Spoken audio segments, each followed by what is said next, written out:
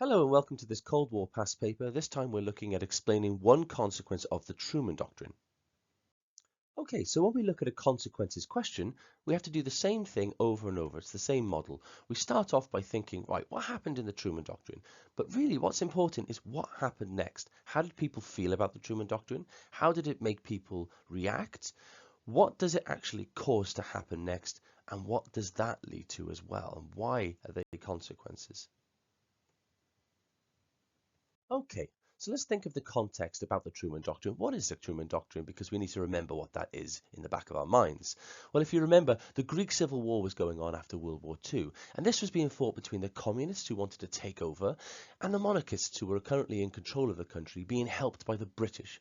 But the British were financially struggling after the war. They were bankrupt, and so they turned to the USA and told them they wouldn't be able to help the Greek situation anymore.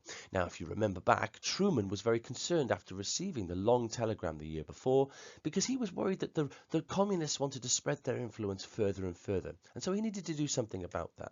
So in March 1947, he made his speech to Congress in which he pledged 400 million in supplies and weapons and advisors to go to Greece and Turkey to prevent them from spreading to communism. Now, this is what the Truman Doctrine was, and of course it was ratified by Congress. They supported that and they sent that money to aid in the Civil War to hopefully keep the communists out of Greece. So if you were choosing to do this answer, what could you include in the answer? Well, you could start with Stalin's reaction. That was a consequence to the Truman Doctrine. And you could do the Marshall Plan, which itself was a consequence. Well, let's look at Stalin's reaction first. Now, naturally, Stalin felt very, very aggrieved by this speech. He didn't like it at all. He felt like Truman was now starting to interfere with his plans. Remember, Stalin thought that he needed to build up his allies for defense, but Truman thought he was becoming a conqueror. So, of course, this increased tension between them. He feels like they're interfering. And so, as a reaction, he realizes that he has to protect the places that he's already got, the satellite states he's already got. And so his reaction is to create Cominform in October 1947. Now, in your answer, you might want to explain what Cominform does. If you remember, Cominform was an organization which would meet regularly to discuss Stalin's communist agenda and hopefully align the interests of the different communist states. Now, this would give him absolute control over those countries. He could control their economies, their politics. He could look at all their different transactions and interactions. And that gives him a lot more power. But it also means for Truman that he's never going to be able to sway those countries back to capitalism now that Stalin has stronger control. So you could say that Stalin, his reaction and his fierce reaction is something that comes as a consequence of the Truman Doctrine, because Stalin now feels he has to defend what he already has.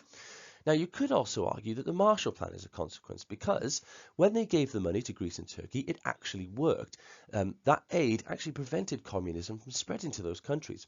And so Marshall realizes, well, if we could use money to take the countries and give them support that they need in order to rebuild after the war, they won't turn to communism for help. They will keep our money and actually remain loyal to capitalism. And so by proving that money could help the nations, the Marshall Plan was approved and 12.7 billion was sent to different countries. The UK had the most of it, but if you remember, it actually helped the economies. They increased their productivity by 25%. And so the Marshall Plan was a consequence of the Truman Doctrine because having seen the Truman Doctrine help two countries, they realized they could use money to help more countries and keep them from turning to communism. However, you have to remember as well that this had a knock-on effect because it made Stalin very angry, and he realized that the US was trying to use money and capitalism to take over and gain friends, and he called that dollar imperialism. So you could also argue that the Marshall Plan was a consequence of the Truman Doctrine too. So there's two options there that you could choose from. What I'd like you to do now is to pause the video when you get a chance, pause the video and have a think about which one you're going to choose and write your consequences answer.